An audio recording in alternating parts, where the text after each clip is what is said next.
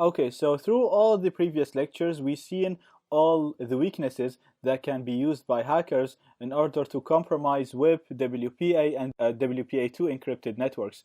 We've seen how they can use these weaknesses to crack the password and get the actual key to the network. We also seen that attackers are able to deauthenticate or disconnect any device from any network without the need to know the key to that network. And in the previous lecture, we've seen how we can modify the settings of our routers so that we can increase the encryption of our network, increase the security of our networks so that hackers can't use the attacks and get the password. Now, in order to apply the settings that we were talked about in the previous lecture, you need to be able to access the settings page for your router. Now, each router has a web page where you can modify the settings for the router, and it's usually at the IP of that router. So first of all, I'm gonna check and get the IP of my computer or of my device, and I'm just gonna do ifconfig lan 0. And as you can see, this is the IP of my computer. So I'm going to open my browser and I'm going to navigate to 192.168.0 and the IP of my computer was 25. Usually the IP of the router is the first IP in the subnet, so this is the subnet at the moment. It's 192.168.0 and I'm just going to add number 1 because that's the first IP in the subnet, and that will take me to the router settings page. And as you can see, it's asking me to enter a username and a password.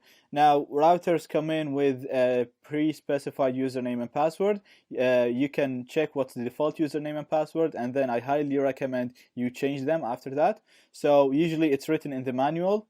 So check the manual, see what's the default username and password, and then you can log in. Now, in some cases, the attacker might be doing a deauthentication attack against you, so he might be preventing you from connecting to your network wirelessly. So what you can do is you can connect to your router using a cable, using an Ethernet cable, and when you do that, then the attacker cannot use a deauthentication attack to deauthenticate you or disconnect you. So you'll be able to access your router settings using the wire, and then you can modify your security settings and change the encryption, change the password, do all the things that I recommended in the previous lecture in order to increase the security so that the attacker will not be able to attack your network and get the key. Now, the settings of each router are different. They depend on the manufacturer and even the model of the router. But usually the settings, the way that you change the settings is the same. And like 90% of the cases, the router is always at the first IP of the subnet. So all you have to do is you get your IP using ifconfig command like we did here when we got it, and it was 192.168.0.25. That's the IP of my device. And then I changed the last 25 to number 1 to the first IP, and that is the IP of my router. Now, I'm going to navigate to the wireless settings. Now, as you can see, there's a lot of settings that you can change for your network, and we're concerned with the wireless settings at the moment. So, as you can see, my wireless is enabled. You can change the name of the network, you can change the channel, and the bandwidth and all that. So I'm going to go to the security, and as you can see now, I'm using WPA encryption with WPA or WPA2 authentication, and the encryption using AES and TKIP. And if I go on WPS, you can see that the WPS is disabled, as we said now. So basically, I'm not using web, so they cannot use any of the attacks that we spoke about that allow you to crack WEP encryption. I'm using WPA, which is much more secure, and I disabled WPS, so they cannot use Reaver to determine my WPS pin and then reverse engineer my password. The only way that the hacker can access or get my password is by obtaining the handshake first and then use a word list to find my password. Now my password is very random, even though it actually doesn't use numbers or digits, just letters, but it's very random, so there is a really small chance of someone being able to guess that password. Now there is another thing that I'd like to show you here is the access control, and using this you can add policies. So you can add an allow policy or a deny policy, and using that is based on the MAC address. You can specify MAC addresses that you want to allow to connect to your network.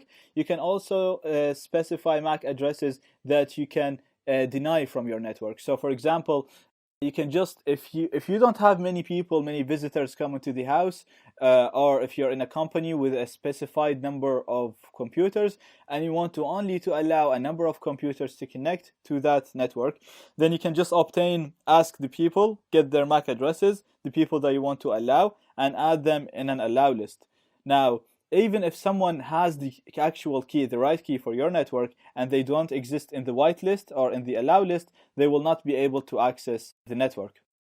You can also add a deny list, which is if you want to deny a certain computer or a certain person that you think are suspicious, you can just add their MAC address in the deny list and they will not be able to connect to your network. So this is about it. As I said, the settings page usually look different. The names might be called different names, as in the names for each of these tabs. But usually the main thing is you should be able to access the router settings using the subnet IP and add the number 1, which is the first IP at the end. And if you're being attacked, if you can't connect to your network at all, then just use a cable and modify the settings like we discussed in the previous lectures.